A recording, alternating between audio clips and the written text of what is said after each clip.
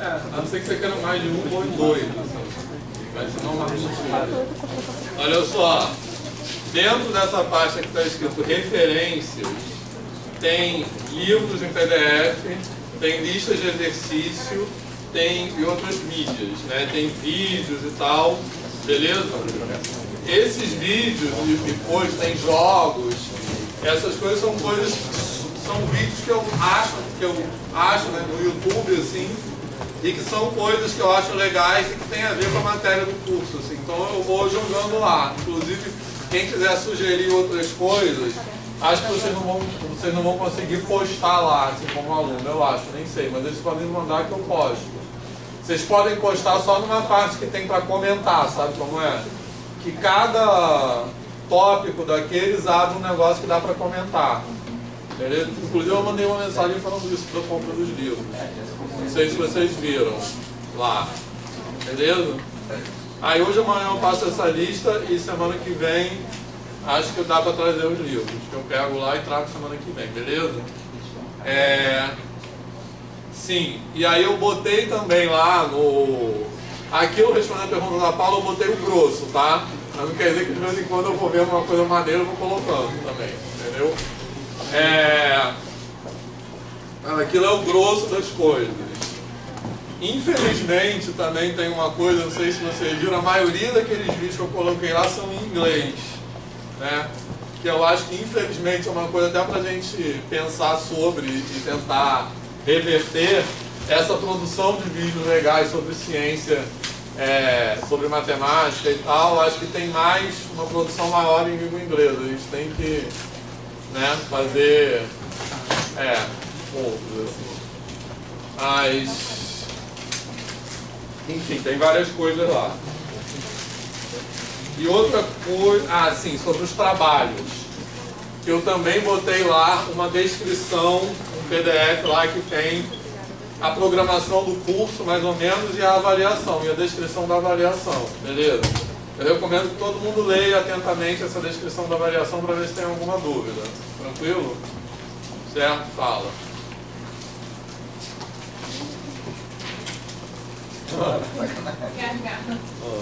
Aquele trabalhinho aqui que tu falaste, deveria ser na sala de aula no básico, mas lá está escrito que poderia ser no superior também. Isso, então, é porque depois da última aula eu fiquei pensando sobre isso. Uma coisa, até pra gente, é uma das coisas que eu quero falar agora, pra gente discutir, entendeu? Bom, mas deixa eu falar das provas antes. Então as provas, todo mundo entendeu, que as provas serão em duas etapas, certo? Primeiro vai ter uma etapa presencial, e aí eu faço comentários, devolvo e vocês retornam. Esse retorno da prova da segunda etapa não precisa ser refazer a prova não, tá?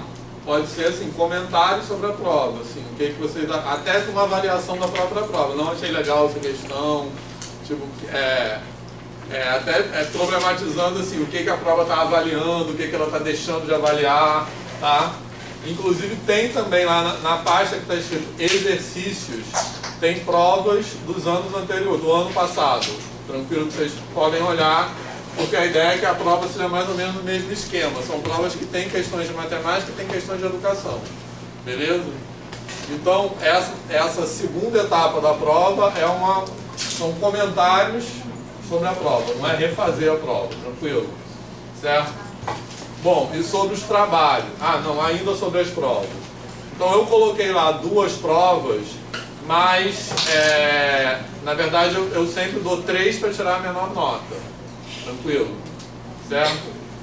Então, ou a gente tem duas opções, e eu já vou defender, eu vou falar as duas opções, mas eu já vou defender uma delas, tá? Assim, uma opção a gente dá uma prova no meio do curso e 2 no final, e aí tira a menor nota, beleza? Ou a gente dá 3 ao longo do curso, que essa segunda que é que eu vou defender, por 2 motivos. Uma porque eu acho melhor mesmo, assim, a gente ter uma avaliação mais próxima, assim, mais no começo, que eu acho que assim, ficar mais distribuído, né, e ter logo uma avaliação no sentido da gente ter a oportunidade de conversar sobre a resposta das pessoas, eu acho melhor. E o outro motivo é que essa disciplina, como vocês sabem, ela é muito apertada, né? É muito conteúdo e tem algumas semanas que eu vou ter que viajar, que não vai ter aula. Então eu aproveitaria esses dias para marcar a prova, entendeu? Aí pediria para algum colega tomar conta. Essa palavra é meio ridícula, mas tudo bem. Pediria para algum colega ajudar, então nos dias que eu estou viajando, que eu estarei viajando, a gente aproveitaria para fazer prova. Beleza? Você tem ideia das datas? Tem, eu vou dizer aqui. Eu vou botar aqui, mas depois vou botar na plataforma também, tá? Então, os dias que tem um dia que não vai ter aula, que é sem ser semana que vem a outra, mas eu achei muito cedo para ter prova, que eu vou estar fora a semana inteira. Uma coisa chatíssima, que é a reunião dos coordenadores de programa de pós-graduação na CAPES, em Brasília, que é a semana inteira, e não, na semana do dia 26. 28 e 29. Então, nesse dia não tem aula.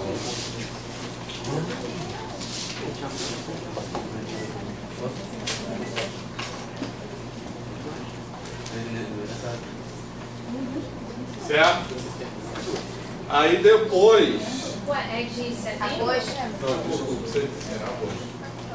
Aí depois, no dia 18 e 19 de setembro, eu vou estar viajando de novo, que eu vou estar no CENEMAC, que é o Congresso de Matemática Aplicada e tal, em Uberlândia. Então, não seria nessa semana, certo? Então, aí tanto faz, 18 e 19, eu acho melhor 19, que é quinta, porque quarta você não está aqui. É porque quarta muita gente tem grupo de pesquisa, não pode ser quarta, assim, que aí a gente pode avançar um pouco no tempo, entendeu? Tá. Eu vou botar aqui, depois a gente pensa. Tá. O pessoal da física pode fazer quarta? O pessoal da física pode fazer quarta? Não, eu teria que fazer duas provas. Tem que decidir uma data só, tá? Tá, então pode ser quarta, beleza. Então P1, aqui e aqui não tem aula, tá? Que é quinta, beleza? Bom, aí depois, o outro dia que eu vou estar viajando... tá, aí não é um dia que eu vou estar viajando, mas é um dia que não tem aula também. Que é a SIAC, mas eu acho que, quer dizer, na verdade por dois motivos, né? Porque a SIAC está coincidindo com a ANPED. Eu não vou estar viajando, mas eu vou estar o tempo todo na ANPED, né? Todo mundo sabe o que é ANPED? É o grupo de pesquisa. Quem não sabe é bom saber. É a Associação Nacional de Pesquisa e Pós-Graduação em Educação. E a cada 2 anos tem um congresso, a reunião nacional da ANPED, que esse ano é na UF. Ano passado foi em São Luís do Maranhão. E eu vou estar lá a semana inteira. E coincide com a semana da SIAC. A semana da SIAC, né, que é a Jornada de Iniciação Científica, ela suspende as aulas na graduação, mas não é obrigatório suspender as aulas na pós-graduação. Em geral, a gente não suspende, entendeu? Embora tenha alguns alunos de pós-graduação que estão participando da SIAC, mas eu aproveitaria também para marcar. Isso tudo porque eu estou tentando aproveitar todos os espaços possíveis, entendeu? Então seria no dia 23 e 24 do 10.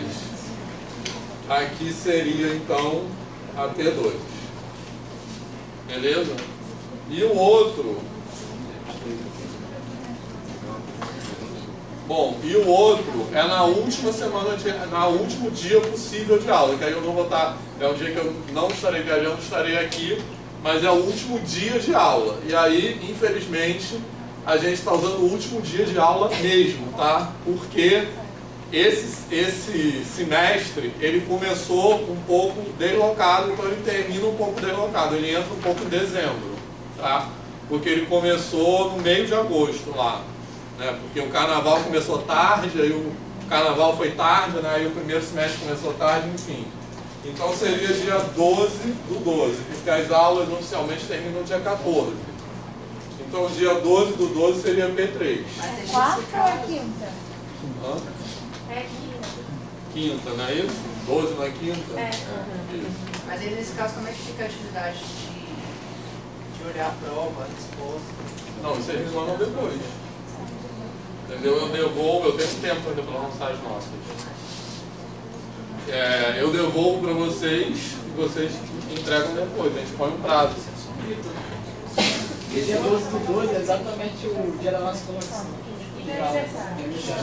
Pode ser dia 11, então. É a colação de grau. Parabéns, antecipado. Colação de grau de vocês. Ah, dia 11. Mas que horas é a colação? Que horas é a colação? Ah. Ah, pode ser dia 11. Beleza. Todos serão contados. Vai ser na banca lá. Obrigado. Não tinha me avisado. Ah, então não vou pegar. Ah, beleza. Eu sou o quê? Eu não lembro. Não tem tanto nome. Beleza. Tá. Bom, e a última coisa sobre o... Beleza, então. Depois eu fazer de conta que eu não sei, tá? Não se preocupe. A gente vai cortar essa parte ali. E a última coisa sobre os trabalhos, né? Um é o portfólio. Depois eu vou botar lá essas datas lá, tá? Um é o portfólio. E essa ideia do portfólio, como eu falei, vocês podem pensar nele como um diário. Inclusive, eu botei uma descrição lá, né? Depois vocês leem bem direitinho. Então, eu acho, inclusive, que vocês devem começar a pensar nele já. Certo? Mas ele, o resultado final dele não precisa ser organizado como um diário, tá certo? No sentido que não precisa ser organizado cronologicamente, certo?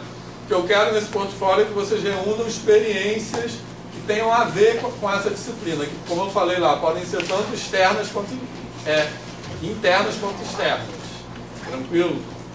Beleza? E que eu chamei de portfólio multimídia também para assinalar que não é uma coisa careta que eu quero, uma coisa que vocês ponham outras formas de mídia, tá?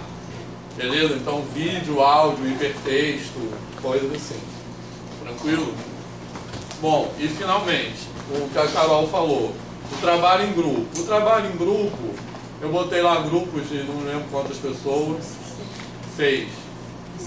5 ou 6, alguma coisa assim. E é para aplicar alguma atividade em sala de aula. Eu tinha falado em sala de aula de educação básica, mas depois, porque qual é a ideia dessa atividade? É que vocês apliquem uma coisa diferente do usual, entendeu? Beleza? Não é fazer concavidade da parábola, tá? É uma coisa que tem a ver com esse conteúdo da disciplina, mas que seja uma coisa inovadora, que seja diferente do atual, do usual, entendeu? Então, eu botei educação básica, mas eu acho que a gente pode pensar graduação desde que seja formação de professores. Entendeu? Quem dá aula aqui na graduação, em curso de formação de professores, porque a ideia desse trabalho é problematizar a maneira como a matemática é, em geral, ensinada, certo? Mas tem muita coisa, cálculo 1, por exemplo, que também pode ser problematizado, que tem a ver com o que a gente está discutindo aí, certo? Só que aí tem que ser voltado para a educação matemática de alguma forma. Então, quem for na graduação, só em curso de formação de professores, que pode ser de física também. Beleza? Então, vamos botar... Pode ser pedagogia também? Pode ser pedagogia também, que é professores que ensinam matemática. Beleza? Então, pode ser pedagogia também. Certo? Então, educação básica, qualquer nível da educação básica, pode ser desde a educação infantil até o ensino médio ou educação superior, formação de professores. Tá claro? Pode ficar assim bom assim? Eu não entendi o final. Educação básica, qualquer nível, e educação superior, desde que seja formação de professores. Tá? Beleza? E também em grupo, mas vocês só precisam aplicar num lugar, tá? Não precisa... Ano passado teve grupos que aplicaram em 2, que também foi legal, porque aí pegaram contextos bem diferentes e meio que viram o que aconteceu em cada um deles, mas não precisa ser, pode ser em um só, tá? Certo? Beleza? Alguma dúvida sobre isso? certo? Tá. Bom, então agora, hoje e amanhã, a gente vai começar a falar de números naturais, certo? Então eu quero começar falando sobre números naturais, especificamente sobre sistemas de numeração.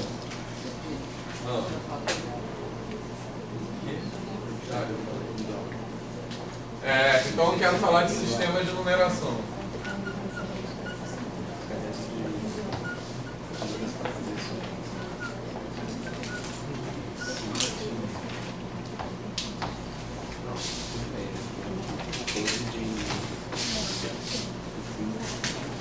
Olha só.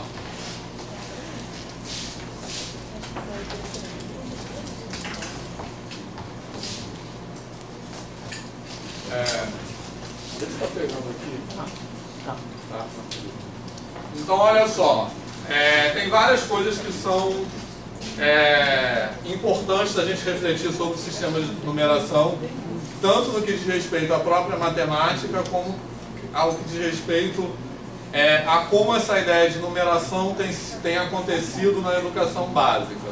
Beleza? Certo? Como eu falei na aula passada,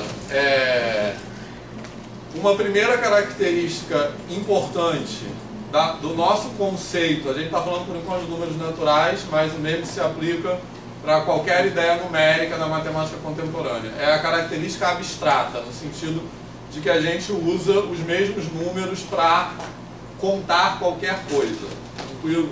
E como eu falei também na aula passada, hoje, quer dizer, não foi isso que eu falei na aula passada, reconstruí a frase. Hoje, a gente vai trabalhar com alguns exemplos de sistemas de numeração em povos da antiguidade.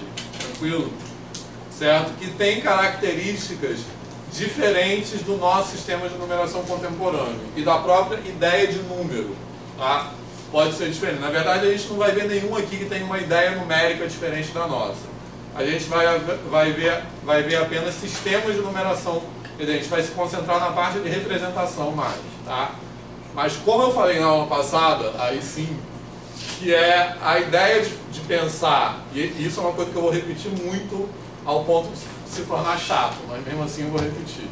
A ideia é, quando a gente pensar nas práticas matemáticas desses povos da antiguidade, a gente vai o tempo todo fazer o exercício de não pensar nisso como uma versão mais atrasada da nossa matemática. Beleza? Ou seja, a gente vai tentar sair do pensamento dicotômico. A gente não vai nem idealizar a forma de pensar em matemática de outras culturas e nem vai substituir a nossa por elas, ou por outras. Ou seja, não vai idealizar nenhuma coisa nem outra. Isso tem a ver com pensar a produção matemática, como a matemática se desenvolve historicamente, de uma perspectiva cultural e política. Ou seja, desconstruir a ideia de uma linha evolutiva que determina a história da matemática e que leva sempre para o progresso. Tá certo? Então, por exemplo, uma característica disso é que o que caracteriza o nosso sistema de numeração? Quer dizer, eu vou falar isso daqui a pouco. Vamos, que aí já é meio spoiler. Vamos falar alguns exemplos de... no livro tem esses exemplos, tá? Não vou ficar desenhando aqui esses símbolos que eu não sei. Mas alguns exemplos de sistemas de numeração usados em outros povos da antiguidade, tranquilo, em outras culturas. Então, qual é o exemplo mais conhecido, assim, que se usa? Romano. Tá certo? Beleza? Então,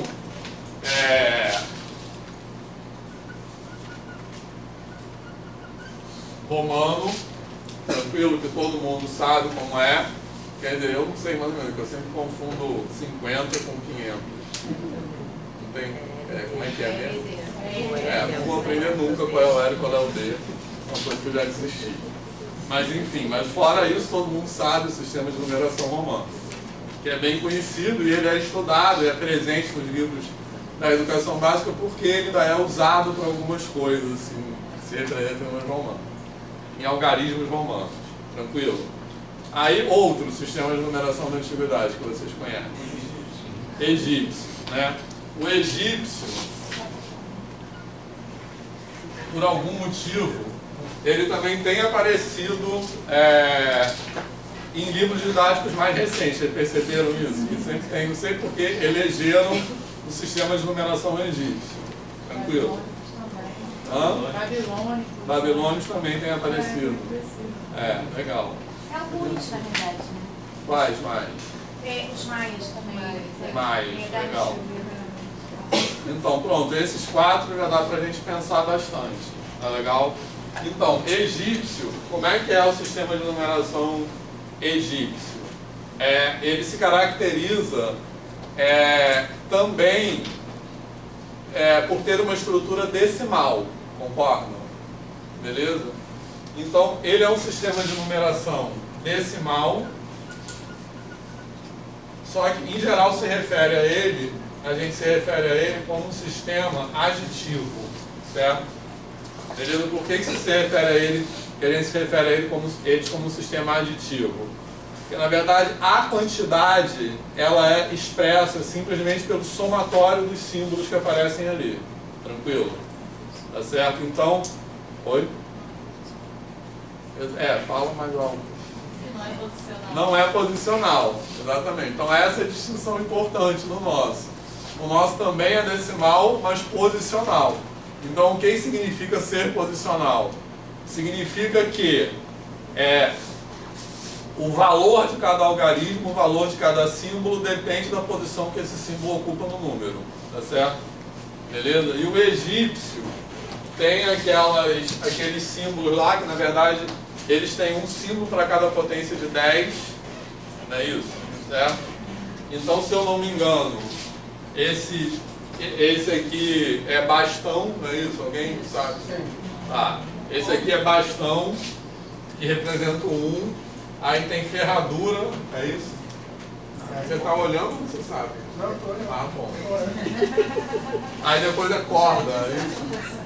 Corda. Que é uma parada assim. Certo. Que representa 100, depois do 1000. Flor de lótus. Flor de lótus, aí tá. É uma paradinha assim. Eu venho ver. Aí depois tem homem e adoração, né? Que é um bonequinho assim. Pássaro. Ah, mas tá bom esse aqui já. Depois vocês vão olhar aí no livro, beleza? Então, basicamente, você representa um número, né? Então, ele também tem uma estrutura decimal porque ele se baseia num processo de agrupamento de 10 em 10. Tá legal? Certo? Mas, esses símbolos, eles não mudam de valor de acordo com a posição. Tá legal? Então, essa flor de lótus aqui, ela vai sempre representar 1000. Tranquilo? Certo? Então, se a gente quiser representar, por exemplo, 2019 nesse sistema, como é que a gente vai representar? Duas flores de lótus e uma ferradura, certo? E 9 coisinhas. Acabou a parede. Certo? Oi? Não acabou a parede. Como assim? O ponto maior. Por exemplo, aí são vários símbolos, né? Eles vão ocupar também um espaço grande onde a gente estiver escrevendo. Isso, então, isso é uma coisa importante. Mas olha só, esse negócio de acabou a parede que ela falou é uma coisa, porque qual é o objetivo da gente discutir esses sistemas aqui? É entender melhor o nosso. Não é que a gente não vai cair na prova porque a prova é com consulta, mas mesmo que a prova não fosse com consulta, eu não ia cobrar na prova vocês decorarem isso aqui, né? Assim, certo? Qual é o objetivo de discutir esses sistemas? É entender melhor algumas características do nosso e por que o nosso se consolidou mundialmente hoje, assim, certo? Então, uma característica é isso que ela falou, né? O papel não vai acabar, o quadro não vai acabar, né? Assim, o nosso sistema, num certo sentido, é mais conciso do que esse. Exatamente por essa característica do valor posicional, dos símbolos terem valores posicionais, ele incorpora um valor maior do que ele, né? Assim, beleza?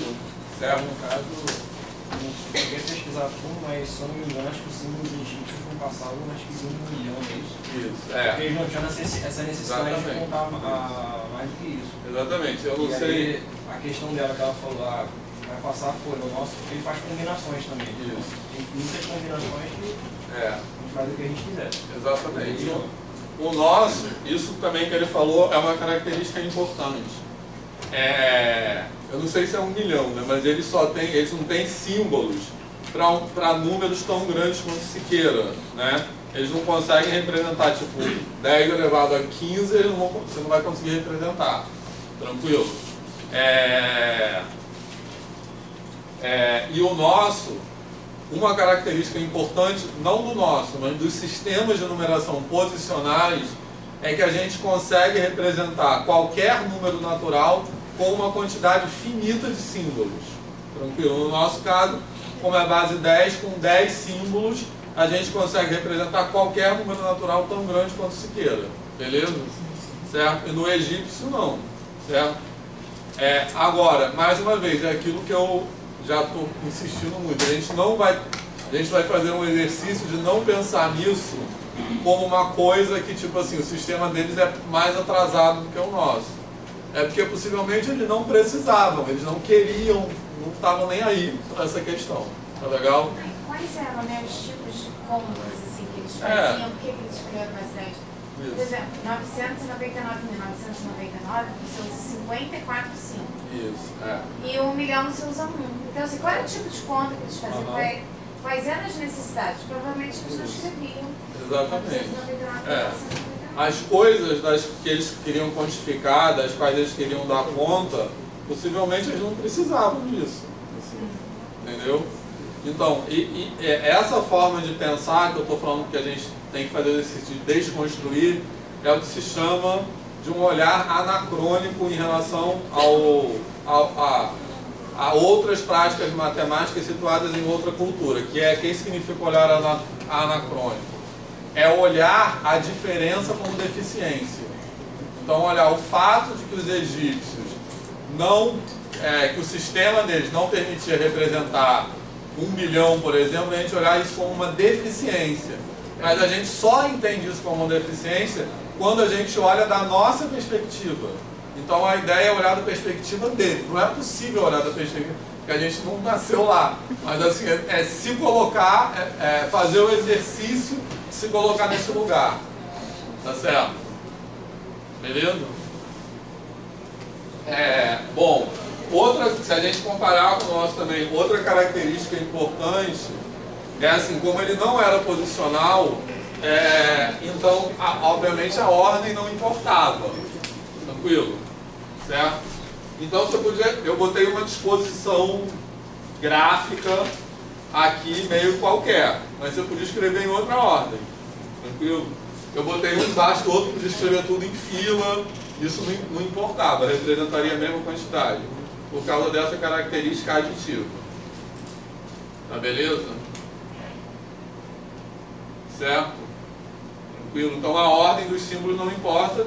E outra coisa que tem a ver com isso também, não tem necessidade de um símbolo para zero. Tá legal? Certo? Porque há necessidade de ter um símbolo para o algarismo primeiro. Necessidade do algarismo zero, que é diferente do número zero. Tá certo? Tranquilo? A necessidade do algarismo zero, ela surge com os sistemas de representação posicionais, nos quais o número zero é importante para marcar uma casa que tem que ser pulada. Tá legal? Senão o sistema ficaria ambíguo, né? A gente representaria 10 da mesma maneira que a gente representaria 1 ou 100. Então a necessidade do zero do algarismo zero, é uma característica dos sistemas posicionais. Tranquilo? E aqui não tem isso, porque, por exemplo, aqui a centena, no caso, que não teria, você não bota simplesmente. Isso não prejudica a interpretação, a leitura desses símbolos, tá? Beleza? Tranquilo? Algum comentário sobre isso? Eu estou lembrando de umas histórias assim, né, que as pessoas falam, das construções. Eu estou aqui pensando, essa questão da infinidade não existia, então, para eles, né? Isso. E como eles tinham essa noção geométrica de construção, de engenharia, de alavanca? Não sei, então, isso é uma coisa pra gente viajar, justamente. É bem assim... É. Isso é uma coisa pra gente pensar rapidinho. Que eu acho que esse exercício que eu estou falando o tempo todo, de tirar a produção desses povos do lugar do atraso, é um exercício que eu acho que é muito importante para a gente como professor, porque a gente tenta olhar também a produção dos alunos sempre nesse lugar mais atrasado e etc. Tá? E outro aspecto disso é que a gente tende a pensar que não existe, isso que tem muito a ver com o que a Jéssica falou, a gente tende a pensar que não existiria outra maneira de se pensar nas ideias matemáticas que nós pensamos, a não ser aquela por meio da qual nós pensamos. Tá?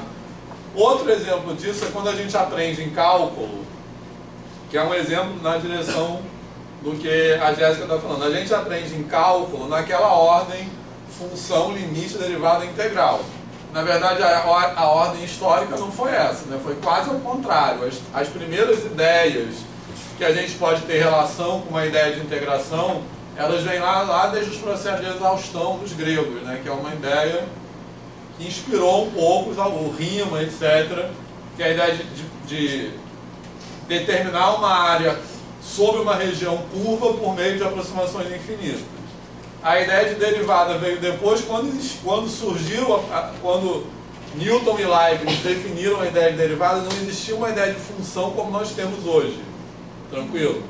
Na verdade, a ideia, a gente vai falar sobre isso daqui a pouco, mas a ideia de função como nós temos hoje, ela só se consolida função abstrata, né? Porque antes função era entendida como um processo de associar coisas a grandezas a outras grandezas.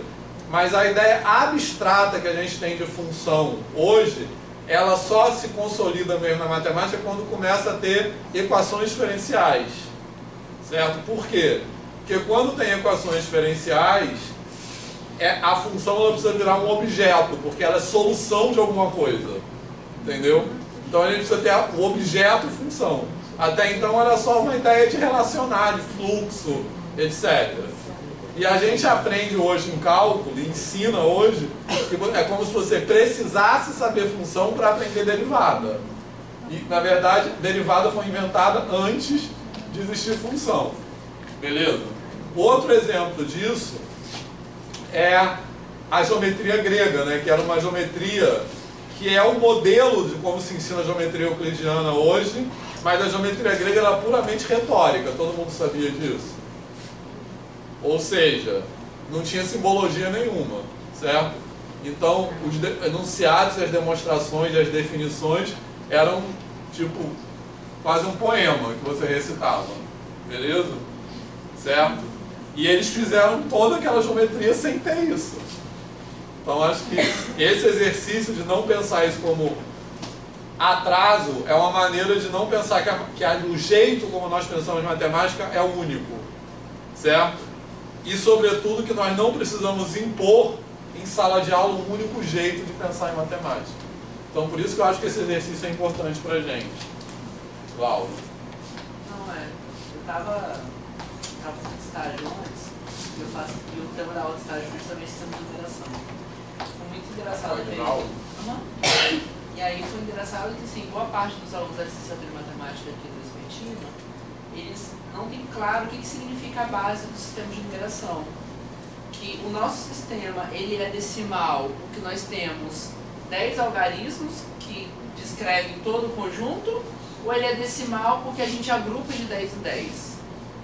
Isso foi uma coisa que para eles não estava claro, né? Uns achavam que era decimal porque são 10 números que descrevem o conjunto, ou outros estavam achando que era por causa do agrupamento. E é legal discutir, trazer esses outros exemplos, e aí não só para a gente conhecer as outras culturas, mas para a gente entender também a nossa, como ele falou. Exatamente. É para entender a nossa como se fosse em contraste com ela. Porque, por exemplo, a gente tem uma base que ela é decimal, mas que não tem 10 números, né? Que representam o conjunto. Isso. Então, para a gente poder entender o que de fato significa falar que a nossa base é decimal, né? Então, por que a nossa sistema de numeração tem 10 algarismos, né? Tem 10 símbolos? Porque ela é decimal, que significa, e posicional. O que significa ser decimal? você agrupa de 10 em 10. Então isso causa que você precisa de 10 símbolos. Porque quando seria primeiro porque tem 1 para o 0, né, como eu falei. Aí é pelo fato de ser posicional.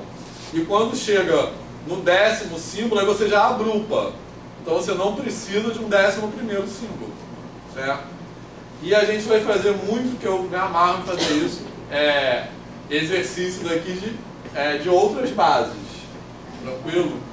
Então hoje ainda a gente vai fazer, que eu acho super legal, isso fazer conta na base 7. Pode ser outra base, tá? Porque a base 7 é mais exótica, tá? Mas pode ser fazer conta em outra base, tranquilo? Que é uma coisa... E não só isso, a gente vai ver mais adiante como escrever pi na base 7, por exemplo. Tá? É claro que poderia ser qualquer número em qualquer base. Pi na base 7 só porque é maneiro. Tá? Beleza? Porque caiu na prova do ano passado. Caiu na prova? Tá. Foi. Tá vendo? Não gosto da base 7. Beleza? Tranquilo? Tá. Bom, e aí... outros exemplos, também acho que não precisa desenhar aqui, mas se vocês quiserem eu tento, que são, que vocês já mencionaram, que são bacanas, que são os mesopotâmios, né, na verdade, que tem uma família de sistemas de numeração. A maioria deles tinha a base 60, tranquilo, e o Maia, que tinha uma base 20, tranquilo? Certo? Eu não vou ficar falando horas aqui deles, porque não vai dar tempo.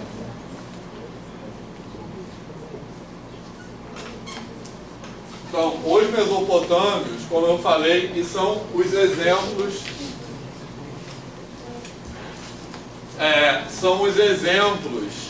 de sistemas posicionais que se conhece na antiguidade, além, é claro, do nosso indo-arábico, tá beleza?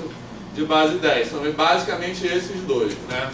Então, o mesopotâmio e o maia, que é base 20, vou botar aqui mais ou menos, porque na verdade não era bem base 20, né? Vocês sabem essa história dos maias. Vou falar aqui rapidamente. Beleza? E tanto os mesopotâmios como os maias, eles tinham uma característica parecida, que era assim, ele era um sistema de numeração posicional que tinha um sistema aditivo embutido neles. Tá legal? Certo? Beleza? No seguinte sentido. Vou fazer dos maias, que o mesopotâmio era a mesma coisa. O mesopotâmio era aquela escrita cuneiforme, tá legal? Que tinha basicamente dois símbolos. Um símbolo para 1 e um símbolo para 10. Certo? Eles escreviam com, em geral, naqueles tabletes de barro, com um negocinho, tipo um gravetinho, assim. Então eles tinham um símbolo que era mais vertical e um símbolo que era mais horizontal, tá? Que está desenhado aí no livro. E um era para 1 e o outro era para 10. E como as combinações desses símbolos, eles formavam os algarismos de 1 a 59. E esses algarismos de 1 a 59, eles viravam algarismos aí agora de um sistema de base 60. Tranquilo? Eu vou fazer nos maias um pouco isso, primeiro porque é mais fácil desenhar, porque o maia era um tracinho e uma bolinha, certo? A bolinha era 1 e o tracinho era 5, tranquilo? Certo? E era base 20, como eu falei, mais ou menos. Então eles tinham isso aqui, que representava 5, a bolinha que representava 1 e também tinha uma parada assim, que representava o 0. Tá legal? Que era um negócio mais ou menos isso aí, tranquilo? Certo? Tá beleza? Então como é que eles faziam isso? Por exemplo, os algarismos maias, eles eram gerados pelas combinações disso aqui, tá? Então tinha um algarismo, todo mundo sabe isso aqui, não? Tá, então tinha o algarismo 1, que era isso aqui, uma bolinha. O algarismo 2, certo? Aí depois 3, 4, 5, certo? Aí 6 já era uma combinação disso aqui. Tá legal? Certo? 5 mais 1. Beleza? Aí depois ia assim por diante. 7, 8, 9. Aí aqui 10. Tá legal? 11. Beleza? Certo? Aí não vou ficar escrevendo tudo, mas ia assim até o 19, tá? Aí o 19 seria como? 3 barrinhas. 3 barrinhas. Desculpa. Certo? 3 barrinhas e 4 pontinhos. Beleza? 19. Tá? Aí, como eu falei, era mais ou menos de base 20. O mais ou menos eu vou explicar. Esquece mais ou menos por enquanto. Mas vamos fazer de conta que era de base 20. Tá? Então, era assim para formar, assim como no nosso, que é de base 10, tem 10 algarismos, aqui teria os 20 algarismos. Tranquilo? Aí esses 20 algarismos eram combinados de uma forma posicional para formar os números maiores ou iguais a 20. Tá legal? Então o 20, como seria? Seria um pontinho, certo? Só que, e um 0. Beleza? Tá legal? Só que esse pontinho aqui, agora ele já está na outra posição. Então ele não representa mais a unidade. Ele representa como se fosse uma vintena, digamos assim. Tá legal? Tranquilo? Todo mundo já tinha visto isso? Tá. E o Mesopotâmio era a mesma coisa, só que era mais de 60. Tranquilo? Certo? Então... A posição era horizontal? Não, eu acho que a posição... Na verdade, isso eu não sei responder direito, mas eu acho que a posição era vertical mesmo. E a pergunta que sempre... que sempre aparece é como você diferenciava um símbolo do outro. Tipo assim... A distância. Eu acho que era só pela distância mesmo, não tenho certeza absoluta. Eu não sei bem essa parte mais assim, historiográfica, mas eu quero chamar a atenção para a estrutura mesmo deles. Tá. Esse pedaço. Eu vou escrever o outro aqui, ó. Pode apagar aquela parte lá no começo?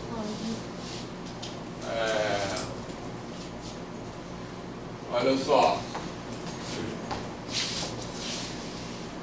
Pode apagar tudo isso aqui, né?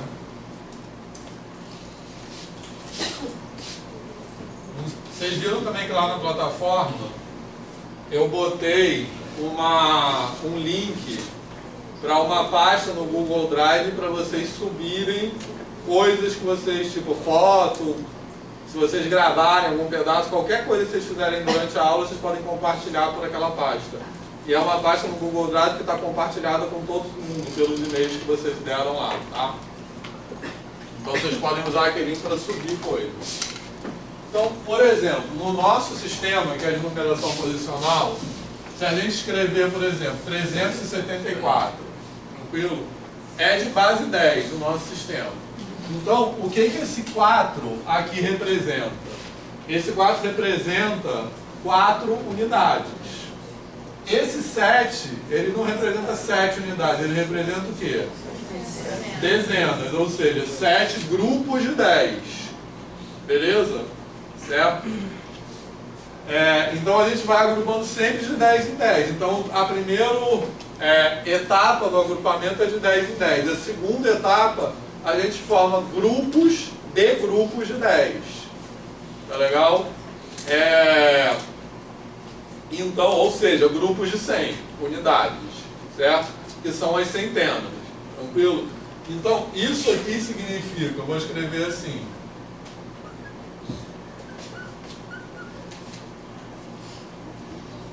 tá beleza? Certo? Agora, se a gente tivesse um sistema de base 20, Beleza? Em vez de agrupar, se a gente tivesse, não, como a gente tem dos mares, em vez de agrupar de 10 em 10, eu agruparia de quanto em quanto? De 20 em 20. Então, da mesma forma, o primeiro depende da ordem, se você lê da direita para a esquerda ou de cima para baixo, mas enfim. A gente teria uma posição, que no caso do nosso aqui é a posição da direita, que representa a unidade. Depois a gente teria uma outra posição, que vai representar, em vez de grupo de 10, grupo de quanto? De 20. E a próxima posição vai ser grupo de quanto? 400, porque a gente está sempre agrupando de 20 em 20. Então, em vez de ter potências de 10, eu teria potências de 20. Aqui, tá beleza? Certo?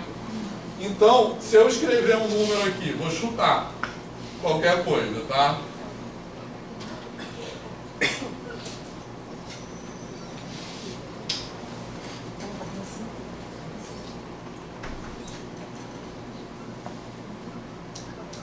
Certo? Aí tem a questão que a Cecília perguntou, que eu não sei bem realmente qual era a resposta, como eles representavam isso. Era vertical, mas eu não sei como eles separavam um símbolo do outro. Mas o que eu estou tentando representar aqui é, aqui em cima, aqui embaixo eu tenho a posição mais baixa, a menor, certo? Que seria das unidades. Então, o que eu estou representando aqui nesse símbolo? Aqui embaixo eu tenho 4 unidades, concorda? Aqui teria o primeiro agrupamento. Esse agrupamento é de quanto? 11, né? Hã? Esse aqui. 11 vezes 20, concorda? Então, mais 11 vezes 20, mais o quê? 8 vezes quanto? Isso. 8 vezes 400. Concorda? Certo? Então, esse símbolo aqui está representando esse número. Tá? Beleza? Alguém não entendeu? Tá claro isso aí? Certo? Então, por isso que esse aqui seria o número 20, porque eu tenho um grupo de 20 mais 0 unidades. Tá beleza? Certo? Alguma dúvida? Como seria 1021? Pontinho tem? Um pontinho embaixo, 2 pontinhos, Ah, um em cima do outro. Entendeu? Certo? Aí o 22 seria assim, assim por e diante. aquele o negocinho de zero lá embaixo. Isso? Não, porque no caso do 21 não precisaria do negocinho do zero. Certo? Como é que você representa? Não, tá certo. Não tem unidade. Pra Porque não tem unidade. levava aquele 20 e voltava a representar um. Não, então. Aí, ó, isso eu acho que é uma coisa bacana que a Paula está falando. Por quê? Porque uma coisa que eu ia falar daqui a pouco.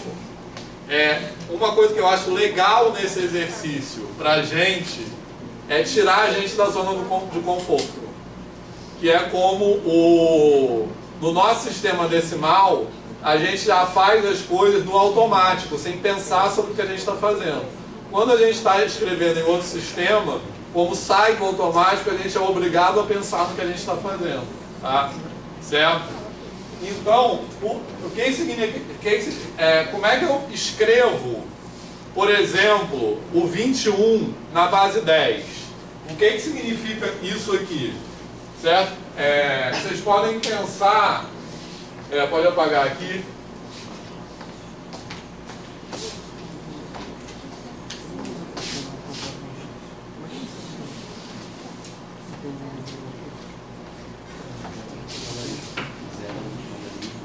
Vou desenhar aqui.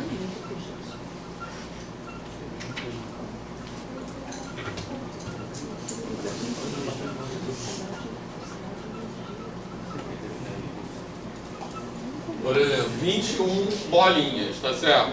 Beleza? Como é que é o esquema que a gente usa para representar isso na base 10? Eu vou agrupando de 10 em 10, tranquilo? Então, eu formo um grupo de 10 e outro grupo de 10. Aí como é que eu codifico isso? Né? Eu tenho que codificar, eu tenho que comunicar a informação de que eu fui capaz de formar 2 grupos de 10 e sobrou uma unidade. Tranquilo? Beleza? Agora, se fosse na base 20, eu ia agrupar de quanto em quanto? Eu ia agrupar de 20 em 20. Então, seria exatamente 20 mais 1. Então, formaria um grupo. Aí eu não preciso do zero. Porque o zero seria para... por exemplo, se em vez de 20 e 20 agora eu fosse agrupar de 3 em 3, fosse na base 3, como eu escreveria 21 na base 3? Certo? Base 3 é legal também. Então na base 10 é assim, beleza? Na base 20 seria como? 1, 1. Concorda? E o que que esse 1, 1, vou botar aqui, um índice aqui para dizer que é na base 20. O que que esse 1, 1 codifica? Ele está dizendo que essa quantidade, certo? Ela é representada nesse sistema por um grupo de 20 mais uma unidade. Tranquilo? Beleza? Agora, se eu fosse representar, por exemplo, na base 3, certo? Como é que eu vou... qual é o esquema de agrupamento que eu vou fazer? Eu vou agrupando de 3 em 3. Tá? Então eu vou agrupar, por exemplo, assim.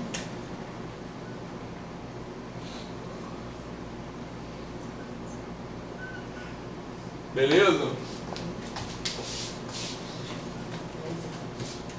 Certo? Então, quantos grupos de 3 eu formei aqui?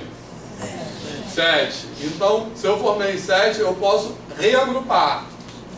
Tranquilo? Porque eu posso ter um novo nível de agrupamento, que eu vou agrupar novamente agora os grupos de 3 em 3. Só que nessa primeira etapa de agrupamento, quantas unidades sobraram?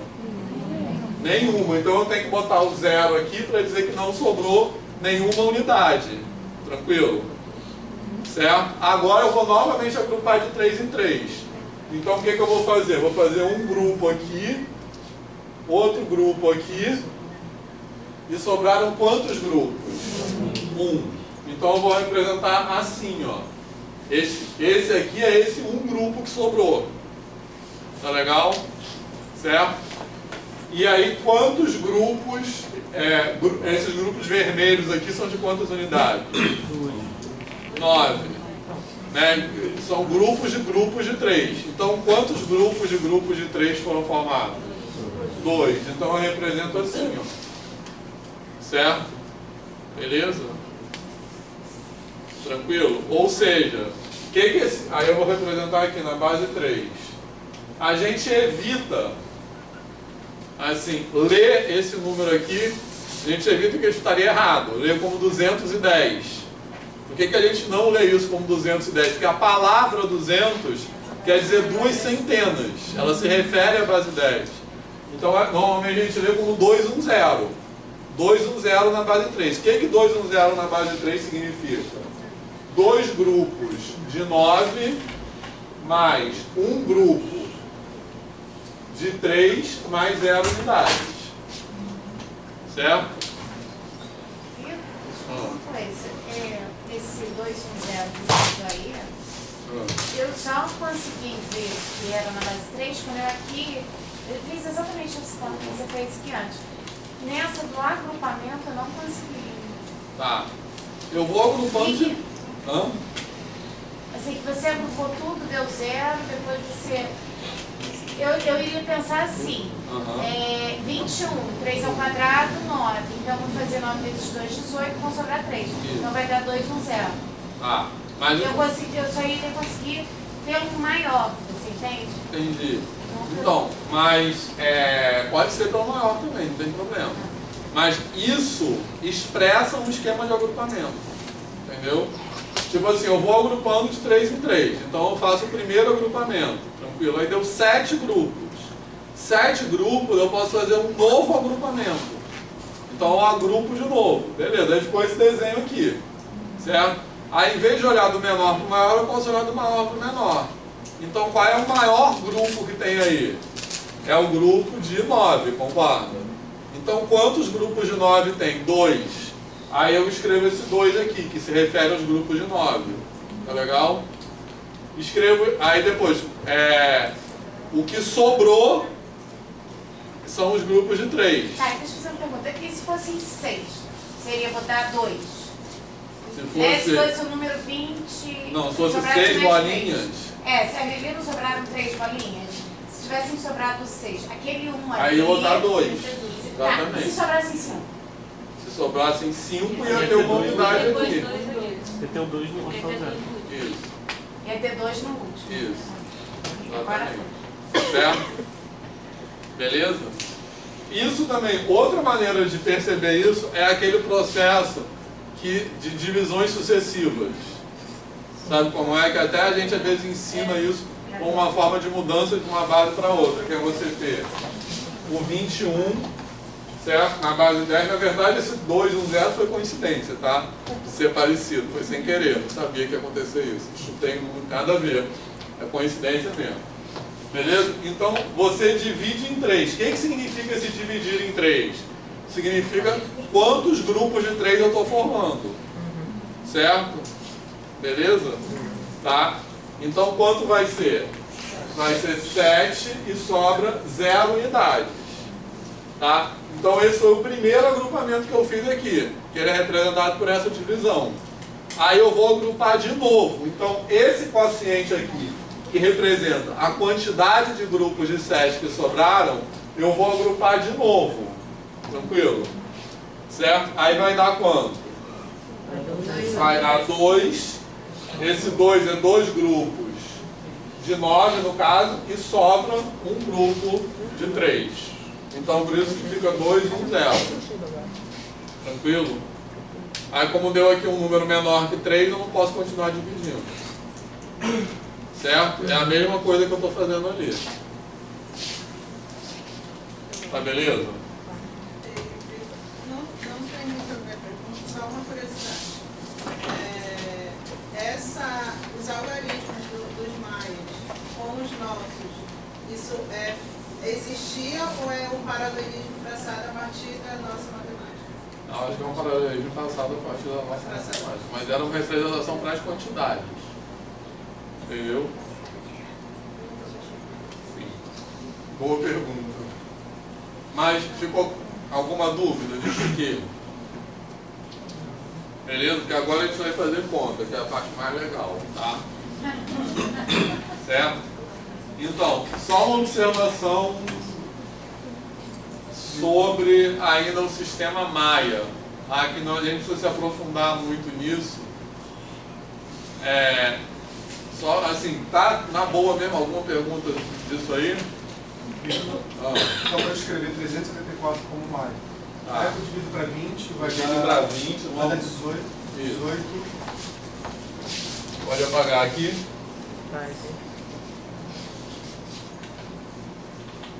Aí divide para grupos de 20, dá 18, sobra 14. Aí primeiro eu registro 14. Como é que é? Dá 18. Sobra 14. Sobra 14. Isso, aí primeiro eu registro 14. Isso. São 3 tracinhos, 4 pontinhos. Aí Depois registro 18. Exatamente. Em cima. Isso. Então seria 18, seria assim, né? Certo? E 14 seria assim. Beleza? Tá tranquilo? Naquele caso que a gente usa a característica com parênteses, nesse caso aí, como tem 2 dígitos, não dá para fazer as dígitos algum separador ou não? Então, eu não sei como os mais usavam. Não, mas a gente... Mas a gente pode convencionar. Alguma coisa assim, mas eu não sei realmente. Depois você pode até olhar. Por exemplo, 74... eu estou usando... Então, é 18, 14, 20. Aí essa separação do 18 e 14, a gente pode dar um caso, qualquer coisa. Pode botar um pontilhado, qualquer coisa. Eu estou botando só pela distância mesmo, pelo espaço.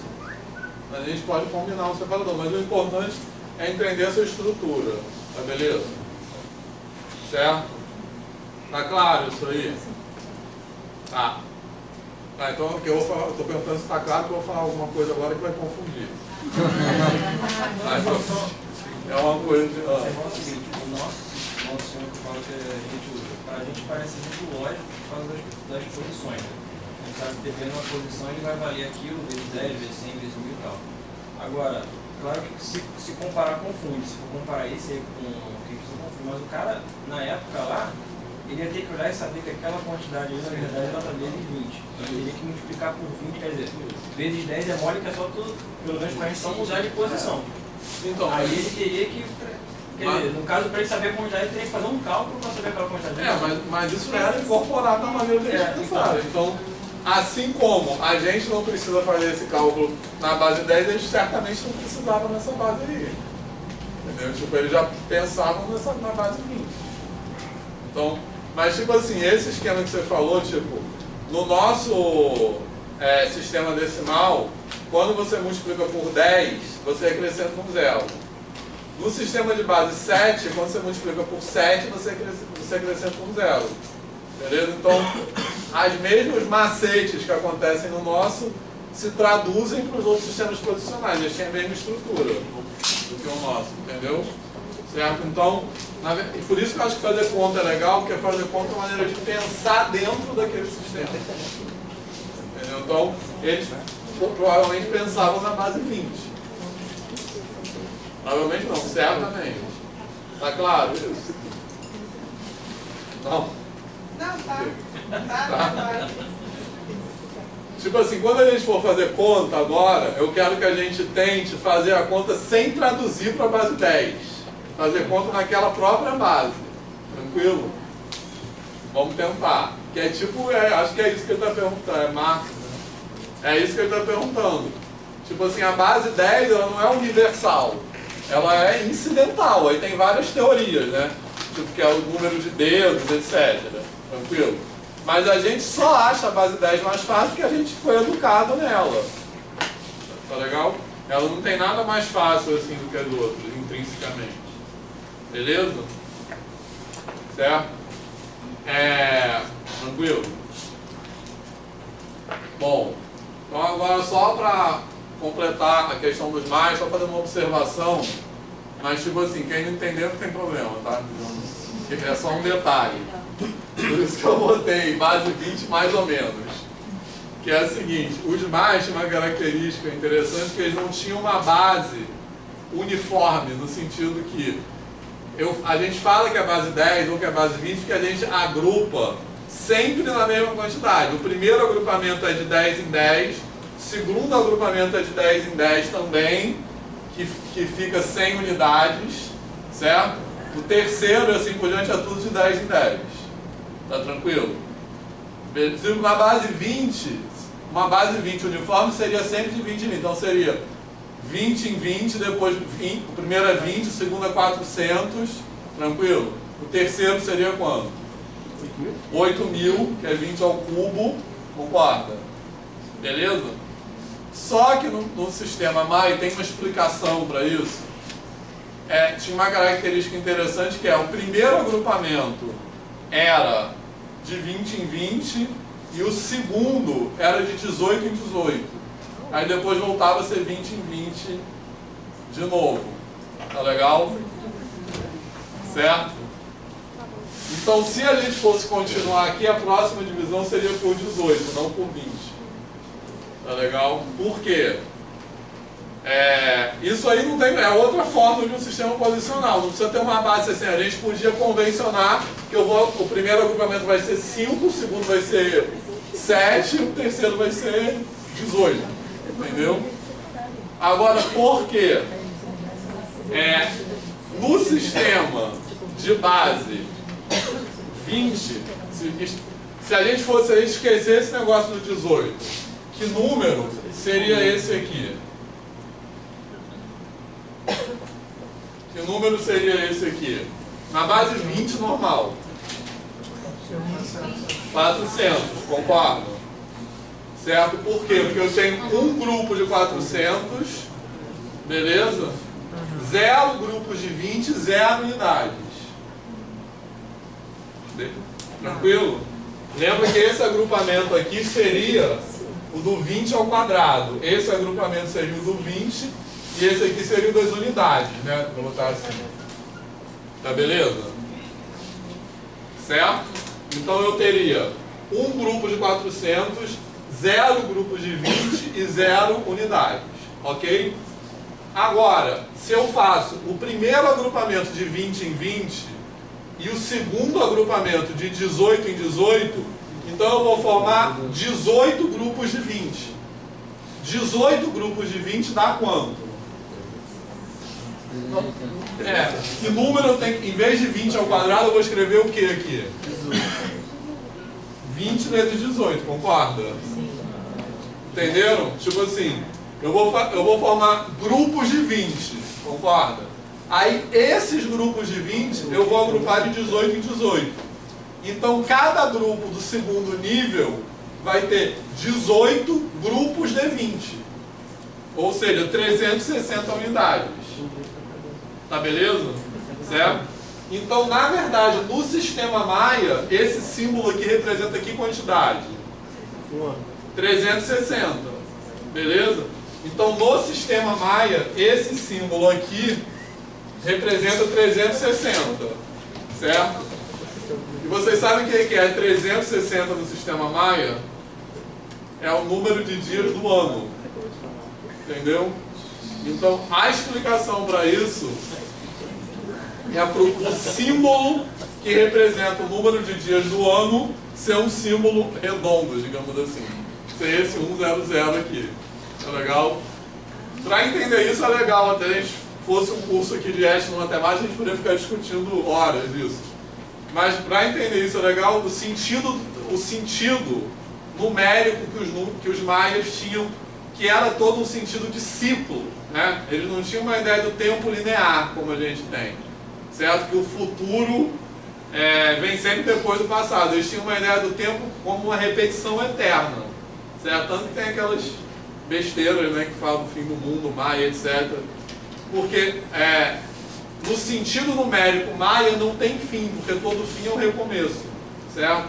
Os calendários maias são sempre circulares, se vocês viram, beleza? Certo? Então, eles tinham sempre uma maneira de pensar do tempo que era assim, o dia dentro das luas, né? As luas seriam os meses, que a gente chamaria, certo? O tempo que é a lua para completar um ciclo completo, as luas dentro dos anos e assim por diante. Só que o que é interessante pensar é que isso para os maias não era só uma maneira de subdividir o tempo, era uma maneira de entender o tempo. O tempo para eles é assim, certo? Então, não é que o futuro meio que volta ao passado, beleza? Então, por isso que eles queriam botar um símbolo assim que fosse expressivo para representar o ano, que tinha essa simbologia do ciclo. Tá beleza? Alguma dúvida? Isso aí só tipo uma curiosidade, digamos assim, que a gente não vai se aprofundar nisso. Mas tá claro? Certo?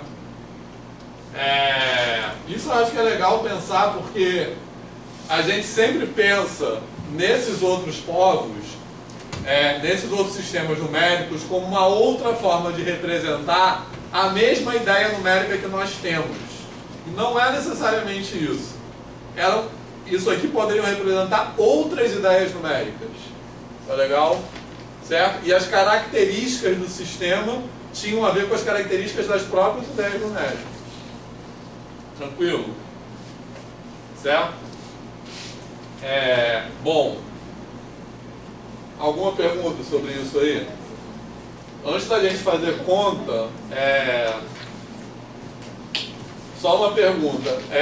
De acordo com... Bom, vou apagar aqui. Pode apagar aqui. Escrever... Só para resumir, o que a gente entende por sistemas posicionais. Sistema posicional é quando o valor do algarismo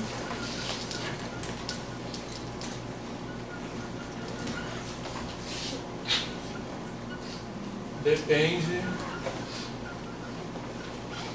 de sua posição no numeral, tá legal? Certo? Aí, para escrever essa definição, eu estou usando palavras algarismo, numeral e número na na verdade. Tranquilo? E qual é o sentido que eu estou usando para essas palavras? O que eu quero dizer com isso é o seguinte, é que algarismo é cada símbolo. Tranquilo? Numeral é o conjunto dos algarismos. E número é a quantidade. Certo? Então, eu posso pensar, por exemplo, na nossa matemática contemporânea, como eu falei, a gente ainda usa algarismos romanos, certo? Então, a gente, na nossa linguagem matemática, se a gente escrever assim, a gente vai entender que isso representa a quantidade 10, e se a gente escrever, vou botar outro aqui para ficar mais, tipo assim, certo? A gente vai entender que isso aqui representa 12, e se a gente escrever assim, a gente vai entender que isso aqui representa 12, concorda? Então, para a nossa matemática contemporânea, isso aqui são formas diferentes de expressar a quantidade 12. Mas a quantidade 12 é a mesma. Tá legal? Então, o que eu estou chamando de numeral, beleza? É como se fosse assim, o algarismo é a letra, o numeral é a palavra e o número é o significado. Tá? Então, repara, o número é a quantidade. Então, aqui o número é o mesmo. Que a quantidade não mudou na forma que eu representei. Mas aqui eu estou colocando um numeral e outro numeral. Para representar o mesmo número. Tranquilo? Certo? Beleza? Eu estou colocando essas palavras aqui até para, tipo, discutir um pouco que isso é uma coisa só, essas palavras, né? São só coisas para nos ajudar a entender melhor o que nós estamos conversando. Mas não acho que devam ser coisas para colocar na educação básica, a diferença entre número e numeral, né? Certo? Que eu acho que é uma coisa que a gente tem que ficar muito atento no sentido de coisas que a gente está usando aqui para conversar e coisas que viram tópicos da educação básica e não só viram tópicos, mas viram cobranças, viram maneiras de dizer que o aluno não sabe alguma coisa. Tranquilo? Então, não acho que essa distinção seja uma coisa importante na educação básica, é só uma maneira da gente organizar as nossas ideias. Tá legal? Mas, Vitor, uma dúvida, assim, a gente fala muito do número o tempo todo. Que número que você está pensando? Isso. A gente não fala numeral. Não, eu não acho importante falar numeral. Eu acho, é justamente isso que eu estou Tem falando. questão, assim, nas questões na escola, olha o número. Número é a ideia, né? Número é a ideia, é a quantidade. Eu Entendeu? observo que os professores fundamental 1 usam mais, muito mais O quê? a palavra numeral. Numeral 5. Quando elas dão nesse sentido. Não, assim na forma correta. Correta. A Da ideia forma correta, da representação. Pois é. E aí, de repente, quando vai para os anos finais, aí a gente bagunça a A gente é cabeça. biscoitando, né? Então, tem pena que a Karen não está aqui hoje, né? Pois é, será que não é necessário? Realmente? Então, uma coisa pra gente pensar. Né? Assim. Certo? Eu queria que eu falo polígono, região poligonal. A Isso. gente fala o tempo todo polígono. Isso. Tipo assim, círculo, circunferência, eu falo a mesma coisa mesmo, tô nem aí. Eu sou meio assim, entendeu? Mas Na aula a gente fala direito, a gente teria certo. Mas enfim, mas tá claro isso aqui, beleza? O significado dessas palavras é esse, tá legal? Agora, como a gente vai usar essa educação básica, eu acho que pensando nos professores do Fundamental 1, eu acho que tem certas coisas que eu acho que a gente pode adotar uma postura assim, a gente pode até, como professor, falar da maneira correta, mas não precisa cobrar isso do aluno, né? Eu acho que são duas coisas muito diferentes, certo? Porque cobrar isso do aluno vira, mais uma vez, uma forma de desqualificar aquilo que o aluno está produzindo, né? Com o que ele está pensando. Tranquilo? Eu acho isso. Tem outras coisas assim também. Mesma coisa círculo e circunferência. Você pode até fazer uma distinção, mas se o aluno não distingue, eu não acho grave isso. O importante é ele entender a geometria, assim, né? As coisas. Beleza? Bom, aí outra coisa importante também é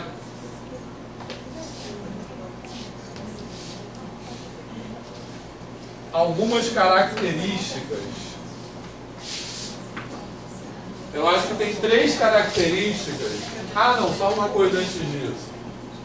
Segundo essa definição aqui, você acha que o sistema romano seria considerado posicional?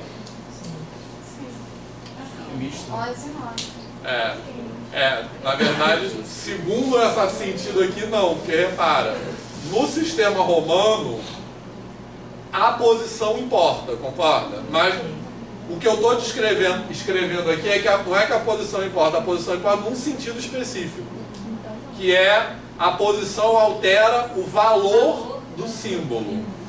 No sistema romano, a posição não altera o valor do símbolo.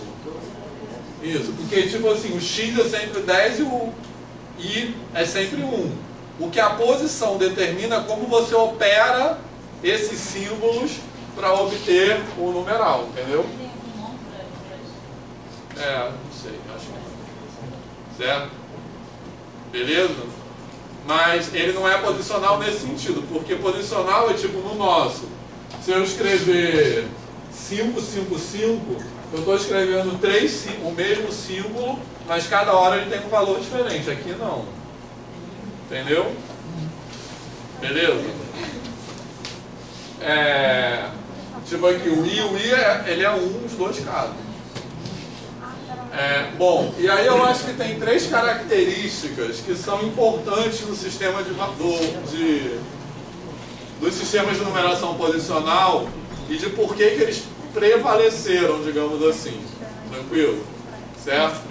Mas aí, mais uma vez, sendo chato mesmo, a gente vai pensar nessa coisa de por que eles se prevaleceram, não com uma ideia de progresso, que eles levam a um estado mais desenvolvido, mas com uma ideia de que eles foram ferramentas que serviram a determinados propósitos.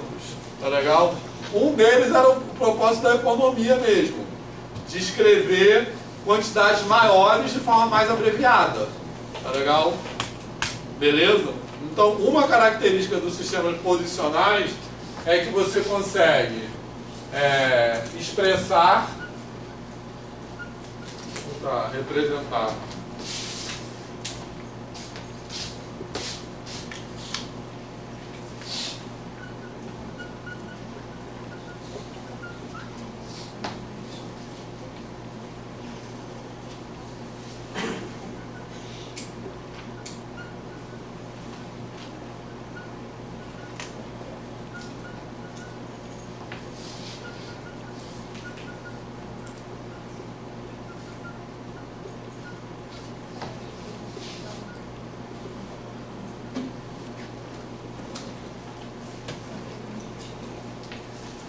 certo?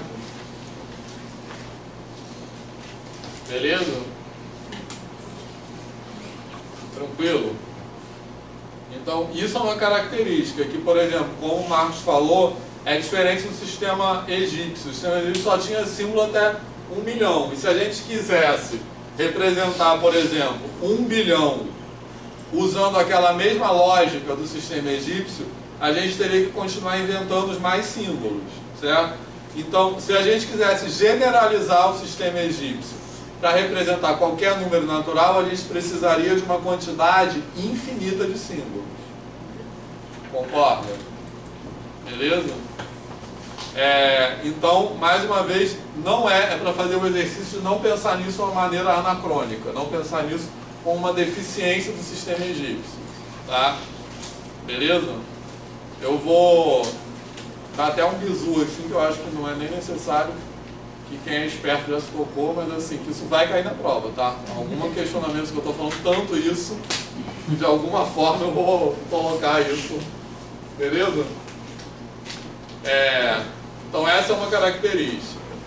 Uma outra característica sobre a qual a gente vai falar agora seria a determinação, vamos dizer assim, a construção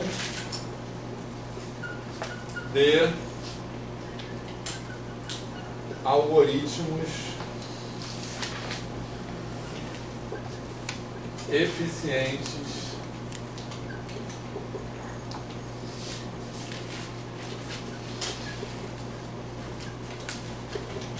para as operações, tá legal? Certo? Esse esquema, né, essa estrutura do sistema de numeração posicional, ela nos permite, por exemplo, colocar, quando a gente vai fazer contas de adição ou de multiplicação, etc., colocar um número embaixo do outro, né, igual a gente coloca, e aproveitar esse esquema de agrupamento do sistema posicional para construir algoritmos. Então é um sistema que permite fazer algoritmos fáceis, assim, tipo, eficientes mesmo nesse sentido. Tá, beleza? Certo? Bom, e uma outra característica que é importante dos sistemas posicionais, que é uma generalização. Ele permite mais ou menos uma generalização natural, digamos assim, para representar números não inteiros. Beleza? Como é essa generalização para representar números não inteiros, né? Como é que a gente representa números inteiros na base 10? A gente agrupa de 10 em 10. Quando a gente agrupa de 10 em 10, a gente forma dezenas, centenas, milhares e assim por diante. Como é que a gente representa números não inteiros na base 10? Em vez de agrupar, a gente faz o quê? Subdivide. Então a gente subdivide a unidade em quantas partes? 10. E assim obtém décimos, centésimos e assim por diante. Beleza? Se fosse na base 3, a mesma coisa. A gente pode agrupar de 3 em 3 e pode subdividir de 3 em 3. Beleza? Tranquilo? Então, que número é esse aqui na base 3? Deixa eu escrever aqui.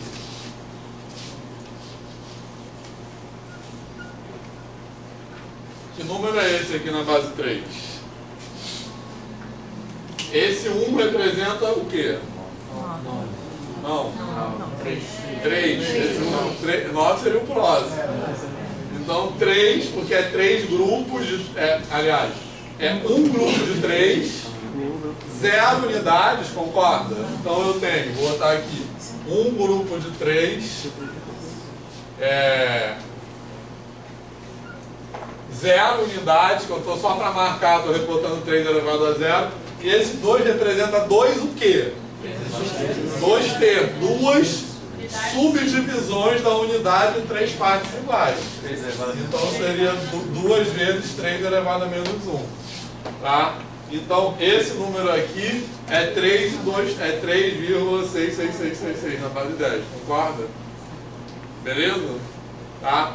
Então já falei uma parada que a gente depois, quando estudar números racionais, vai voltar, que às vezes a gente tem números cuja representação é finita numa base e infinita na outra. Perceberam? Na base 3 esse número tem representação finita. Na base 10 esse número tem representação infinita. Beleza?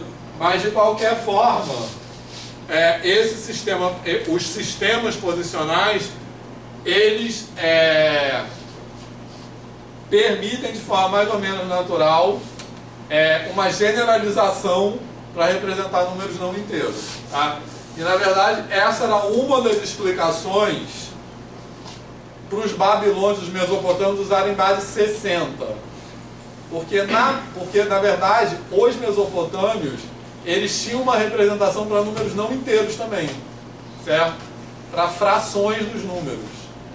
Com a base 60, como 60 tem mais divisores, eles conseguiam representar mais frações de forma com uma representação finita. Então, na base 60, toda fração de denominador 2, 3 e 5, ou combinações disso, tem representação finita. Beleza? Mas depois, quando falar racionais, a gente vai voltar a falar disso. Tranquilo? Tá? Bom, agora vamos fazer uma conta antes de acabar a aula. Tem muito tempo. Pode apagar. E foi aí que surgiu a ideia de tempo, né? Hora, acho que sim. É uma explicação também, né? Beleza? Quer falar? Vamos fazer uma... Pode apagar qual parte? Ali? Ah. Então quem quer propor uma conta? Pode ser de adição para começar.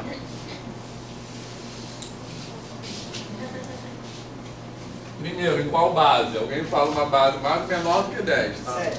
Ah. 7 tá na prova do ano passado, gente. Não vai botar de novo.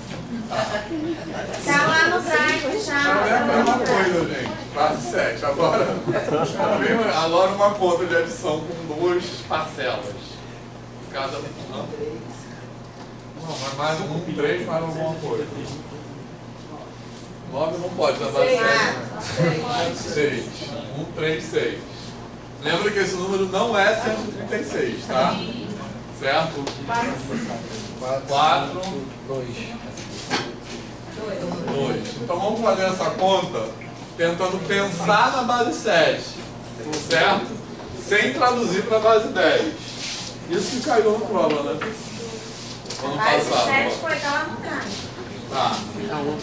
Então olha só, eu vou tentar somar essas coisas aqui, agrupando de 7 em 7. Então eu vou pensar 6 mais 2, não precisa falar quanto é 6 mais 2, mas juntando 6 mais 2, quantos grupos de 7 eu posso formar? 1. Então esse grupo de 7 vai morar aqui, no lugar onde moram os grupos de 7, que é aqui. Certo? E sobram quantas unidades? 1. Tranquilo? Beleza? Agora, aqui, quantos grupos de 7 eu posso formar? Aqui, repara que quando eu falo quantos grupos de 7 eu posso formar, já são grupos de grupos, mas não importa, porque o esquema é o mesmo. Então, quantos grupos de 7 eu posso formar? 1. E vão sobrar quantas unidades? 2. Isso. E aqui 6. Beleza? Certo? Agora vamos fazer. Vamos subtrair esses mesmos aí. Só dos números ao contrário. Alguma pergunta sobre isso? Aí tem aqueles negócios de. Aqueles nomes que são meio bizarros, né? Que usa vai né? E pedir emprestado. Esse pedir emprestado eu acho mais engraçado, né? Porque parece que vai devolver depois. E o que é vai e pedir emprestado? É agrupamento e reagrupamento, né? Vamos fazer essa aqui. Essa nem é tão emocionante, mas tudo bem. Certo? Mas olha só, o que a gente vai fazer? A gente não pode tirar duas, trabalhando obviamente com os números naturais, a gente não pode tirar 6 unidades de 2 unidades. Então a gente vai pegar esse número aqui, que tem um nome, né, na subtração, tipo minuendo é esse. Então a gente vai pegar esse minuendo e vai pegar essa quantidade e reagrupar de uma maneira diferente. Então a gente vai desagrupar e reagrupar. Então eu vou decompor esses 5 grupos de 7, eu vou decompor em 4 grupos de 7 mais 1, concorda? Certo? E esse mais 1, eu nem sei como é assim, né, que põe. E aqui risca. Eu não sei mesmo isso, juro. Beleza? E aqui eu tenho um grupo de 7 e 2 unidades. Eu vou tirar 6 unidades disso. Quantas unidades vão sobrar? Sem passar para a base 10? 3. Tá, não dá para pensar sem passar para a base 10? Tá, né? Eu acho mais fácil. Porque converter isso aí para a base 10. Sobra 3 unidades. Olha só, eu estou pensando, visualizando a minha cabeça. Eu tenho um grupo de 7, certo? Mais 2 unidades. Então eu tiro 6 unidades, aquele grupo de 7 sobrou uma unidade. Beleza?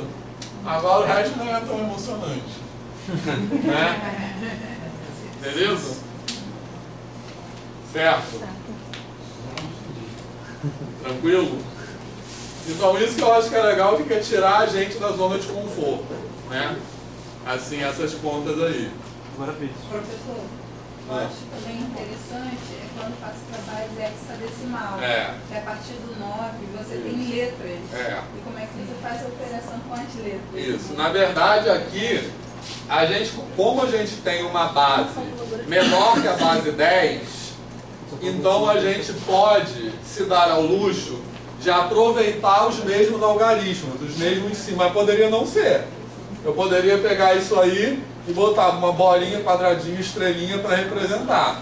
Agora, como a gente passa de bases maiores que a base 10, aí a gente não tem símbolos, a gente é obrigado. Aí a gente normalmente, a base hexadecimal, que é uma base que é usada para computação, etc., a gente usa letra, mas poderia não ser letras também. Poderia ser qualquer coisa, uma bolinha, né? Qualquer coisa. O que importa, a gente está só aproveitando esses grafos aqui, esses símbolos. Mas a gente não poderia não aproveitar. Poderia colocar outra coisa qualquer, inventar.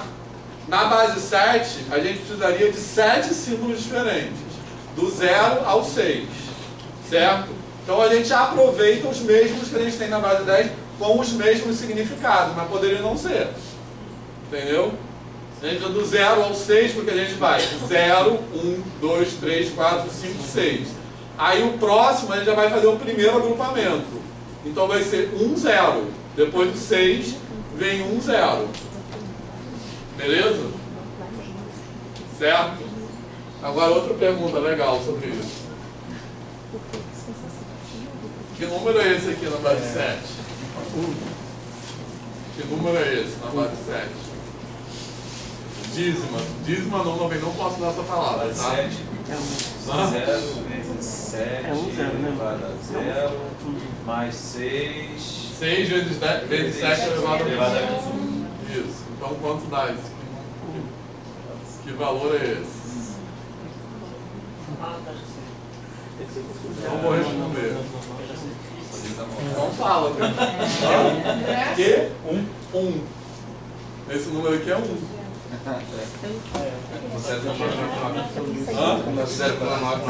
É como se fosse 0,9999 na base 10. Isso aí é uma representação, não posso falar dízima, porque a palavra dízima também se refere à base 10. Mas é uma representação periódica infinita que representa um somatório infinito que converge para 1. Tá? É a mesma explicação de por que 0,999 é 1 na base 10. Beleza? Mas a gente vai voltar a falar disso quando falar de números racionais. Tranquilo? Agora também, de acabar a aula, a gente poderia fazer uma conta de multiplicação, poderia fazer uma conta de divisão também, que é mais legal. Mas a divisão eu vou deixar que a gente vai fazer quando a gente fizer números racionais. Tranquilo, a gente vai fazer e é muito bacana. Então, para aproveitar, eu queria fazer outro exercício.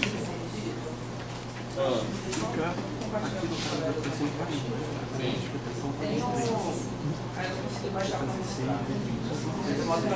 Tem um aplicativo chamado Multibase, que ele foi desenvolvido pelo Vitor, lá do Espírito Santo, orientado do professor Rony.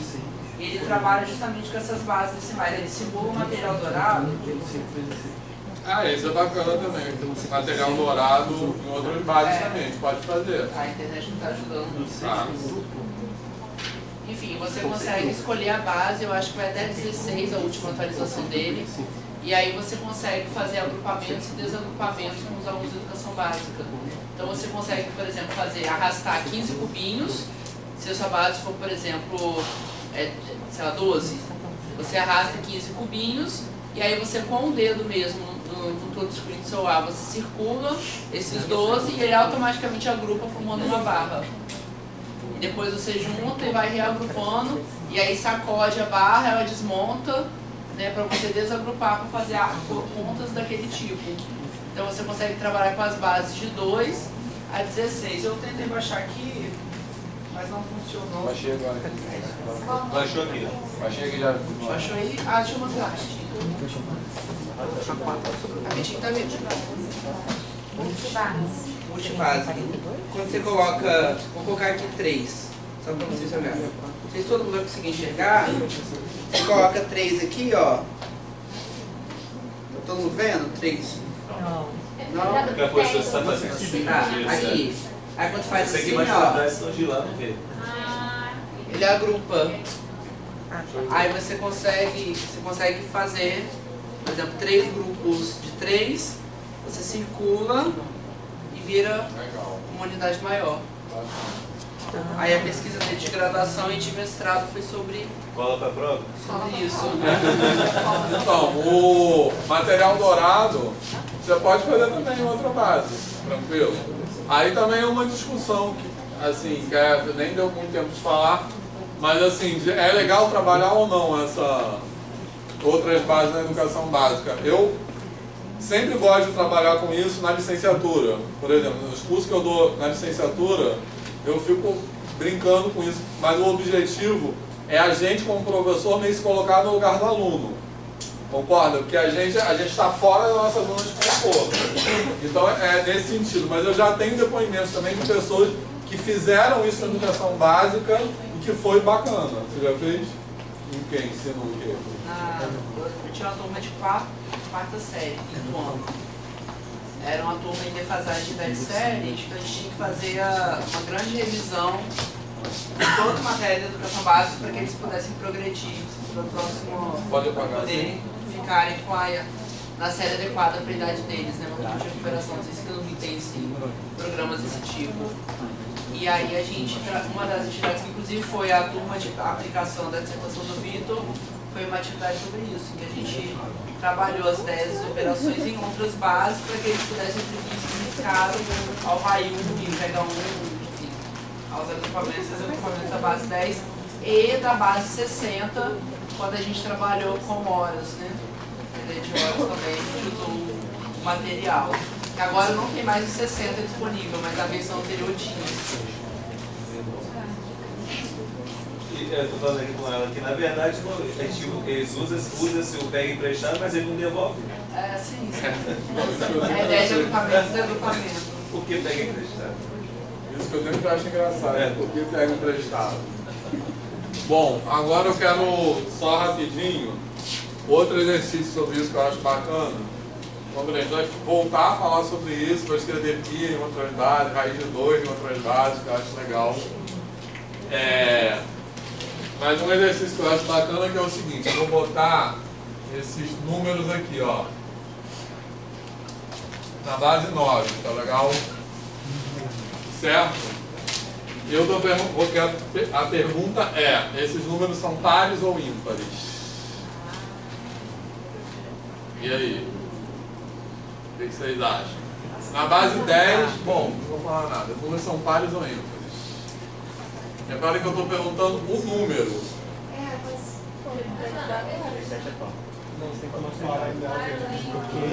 Então, qual é a definição de par ou ímpar? A definição de par ou ímpar se refere à quantidade. Exatamente, você pode fazer grupos de 2. Aquilo que a gente usa normalmente para reconhecer se o número é par ou ímpar, como é que a gente reconhece se o número é par ou ímpar? Olhando o último algarismo, certo? O algarismo das unidades. Isso, pronto, porque todos os outros são múltiplos de 10, certo? Mas esse procedimento que a gente usa para reconhecer se um número é par ou ímpar, ele não é a definição de par ou ímpar, ele é um teorema, certo? A definição de par, o que é par? É um número que é múltiplo de 2, a definição de par é isso, certo? É um número que você pode agrupar de 2 em 2, tranquilo? Então, ser par ou ímpar não é uma coisa que depende do numeral, depende do número, ou seja, da quantidade, certo? Então o que eu estou perguntando é, essa quantidade que não é 37 e essa quantidade que não é 47 são quantidades pares ou ímpares?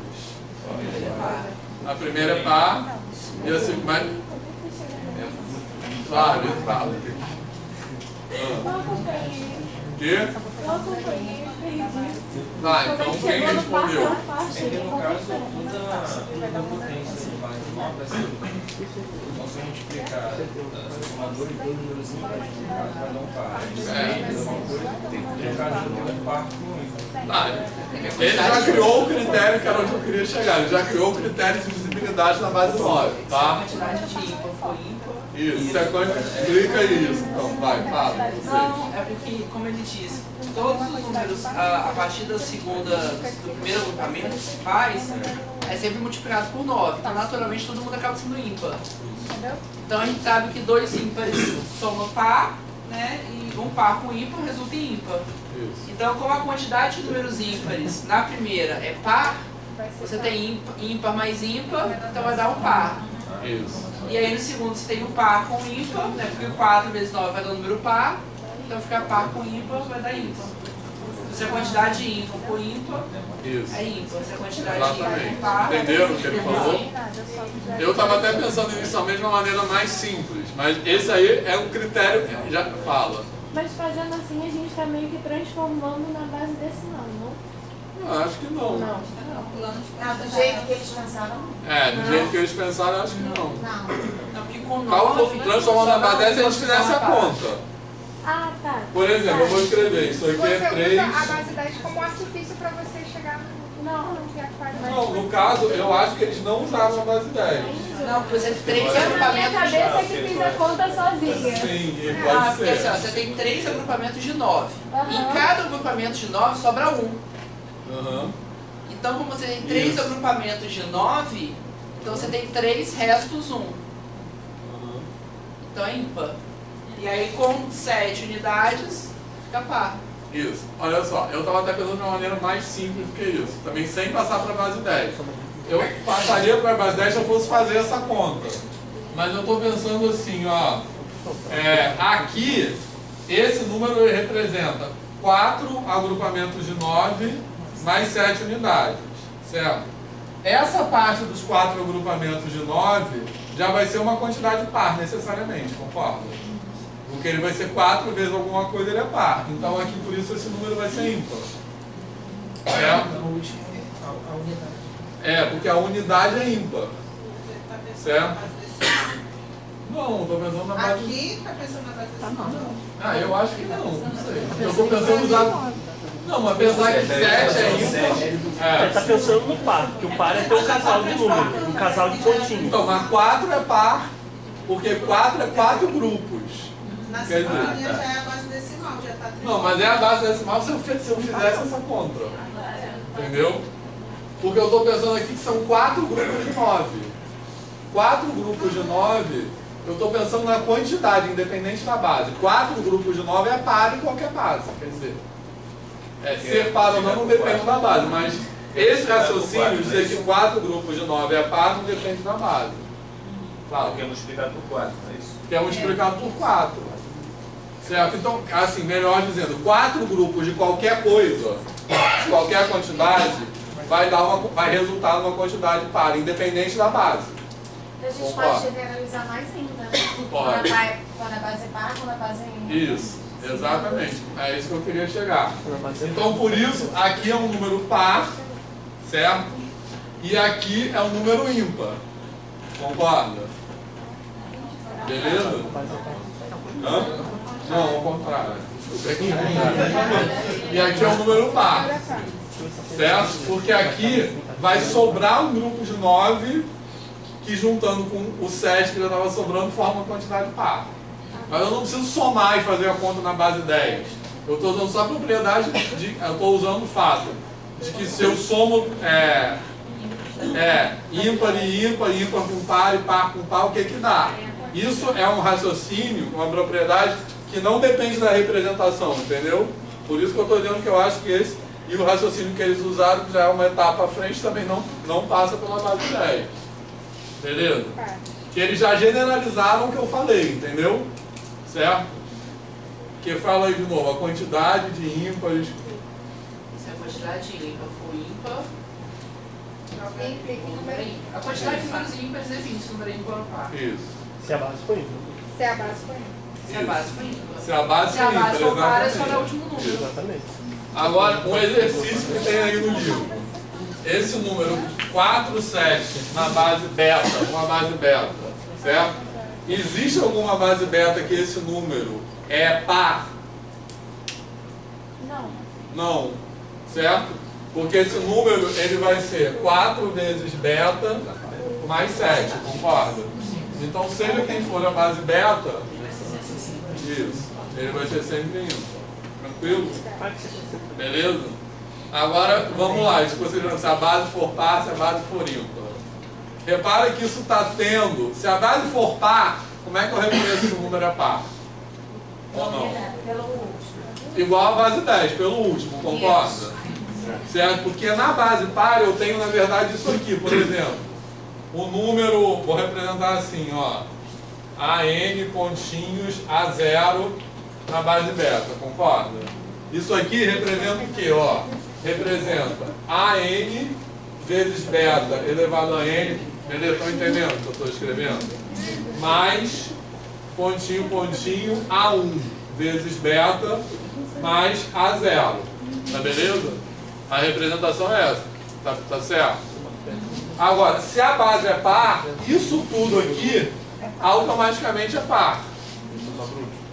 Tranquilo? Beleza? Então, o que vai determinar se o número é par ou ímpar é esse último algarismo aqui. Isso se a base for par. Eu estou falando isso, mas tem exercícios disso tudo no livro, tá? Agora, se a base for ímpar, aí é isso que eles falaram. Tá legal? Certo? Se a base for ímpar, eu tenho que contar quantos algarismos ímpares tem. Tá? Certo? Aí tem uma maneira mais fácil de falar isso, de expressar esse critério, que é o seguinte: para isso, pode apagar aqui, né? Vamos pensar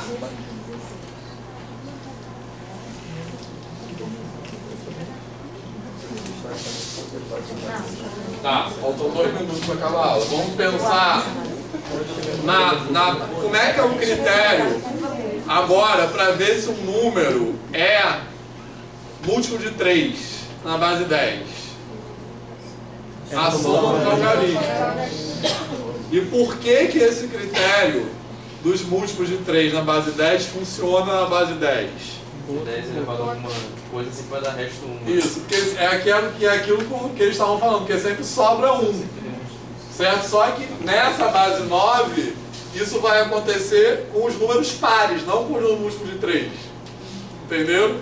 Então, numa base ímpar, o critério que vale para ver se o número é par ou ímpar, que pode ser expressado contando a quantidade de algarismos ímpares, mas também pode ser expressado pela soma dos algarismos.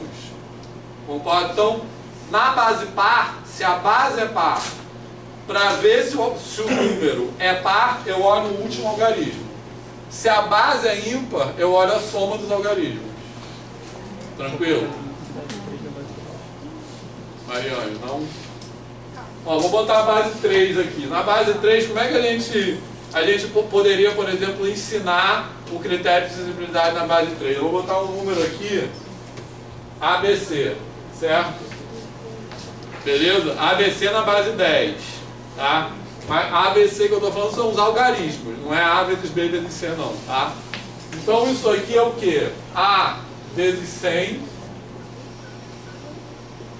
mais B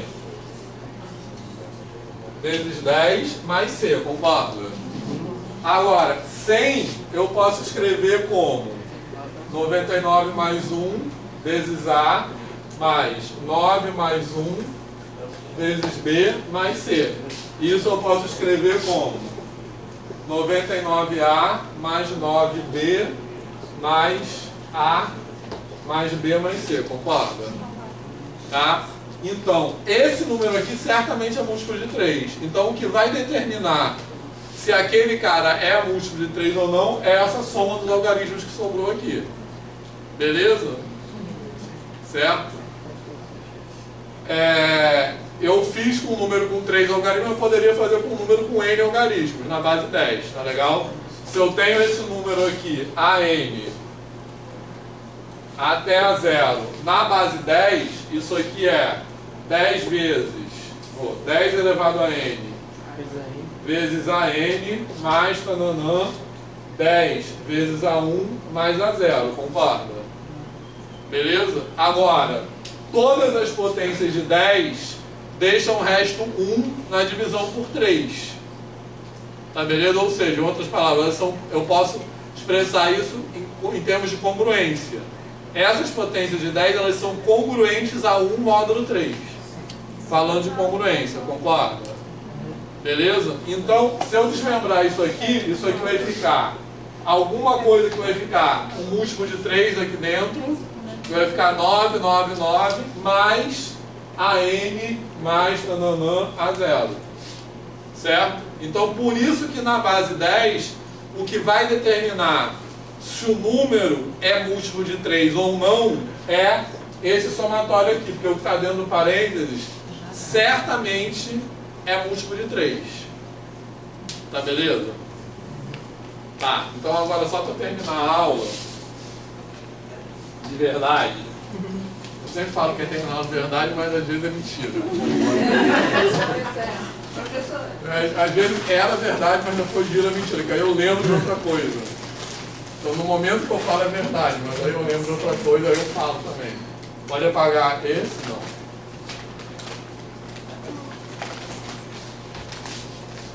Então olha só. Tipo assim, generalizando isso tudo. Na base 10, a gente tem dois tipos de critérios de divisibilidade, vamos dizer assim, certo? Um tipo de critério de divisibilidade é olhar o algarismo das unidades.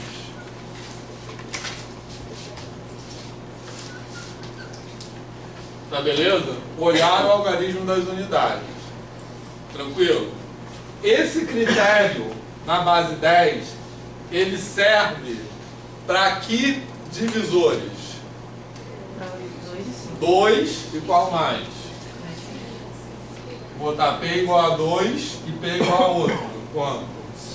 5. Certo? Poderia servir para o 10 também, mas não importa. Vamos colocar só esses dois. Ele serve para P igual a 2 e P igual a 5. Concorda? Beleza? Alguma dúvida? Certo? Esse critério eu olho para o último algarismo. Tranquilo? Isso serve para ver quando o número é divisível por 2 ou quando o número é divisível por 10. Beleza? Agora, por que na base 10 isso vale para 2 e para 5? O que o 2 e o 5 têm que fazem isso valer? Eles são o quê? Divisores de 10. Certo? Eles são divisores de 10. Beleza? Como eles são divisores de 10, então eles também são divisores de todas as potências de 10. Concordo? Então todos aqueles 10 elevado a n eu posso botar em evidência. O que vai sobrar é só o algarismo das unidades. Beleza? Então esse é um tipo de critério. Outro tipo, tem outros, né? Mas esses dois mais comuns. E o outro é olhar a soma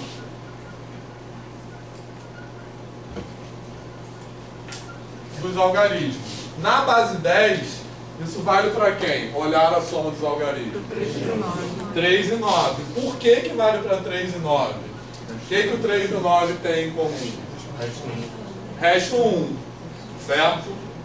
Beleza? Então,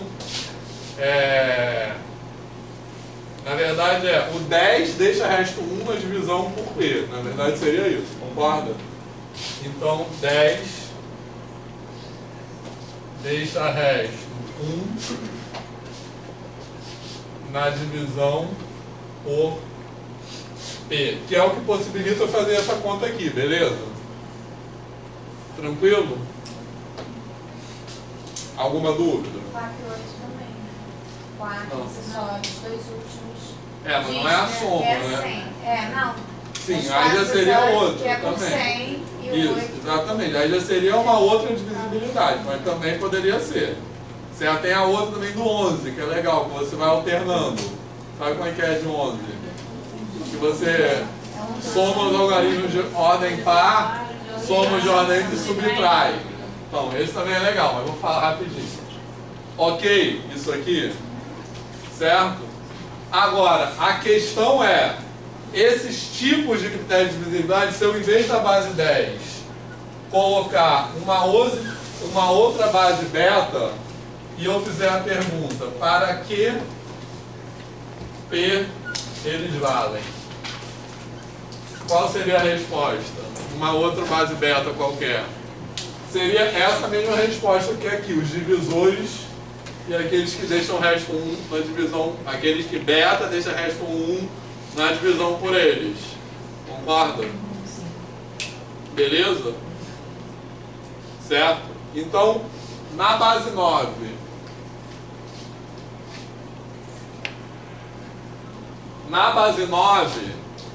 para eu olhar 4, 7 na base 9 é par, o que eu tenho que fazer? Eu tenho que fazer o quê? Para olhar, vou botar outro aqui. 4, 3 na base 9 é par? Como eu posso fazer isso? Vou até botar um número maior também aqui. 5, 4, 3. Como é que eu vou saber se esse número é par? Eu tenho que somar os algarismos. Tá beleza? Certo? Agora, se eu quiser saber por que eu tenho que somar os algarismos? Por causa disso aqui. Certo? Porque 9 dividido por 2 deixa resto 1. Certo? Agora, se eu quiser perguntar se esse número é múltiplo de 3, certo? O que eu tenho que fazer para saber se esse número é múltiplo de 3? Tem que olhar quem? Basta eu olhar o último algarismo. Tá beleza? Por quê? Porque esse aqui certamente são múltiplos de 3. Porque esse número aqui é 5 vezes 9 ao quadrado, mais 4 vezes 9 elevado a 1, mais 3. Então isso aqui certamente é múltiplo de 3. Tá beleza? Então basta olhar para o último algarismo. Tranquilo? Certo? Então, nas outras bases, a gente tem critérios de divisibilidade parecidos, só que eles valem para outros divisores. E aí a gente pode, como exercício, pensar também nesse de 4 e 8, por exemplo. Ou no de 11, certo? No de 11, a gente vai olhar, como eu falei, para os algarismos de ordem par e os algarismos de ordem ímpar. Agora, na base 9, isso valeria para quem? Beleza? Uma pergunta também. Tá? Mas isso aqui ficou claro? Sim? Então, beleza. Alguma pergunta? Certo? Bom, então amanhã a gente vai falar sobre axioma de Peano na construção dos números naturais.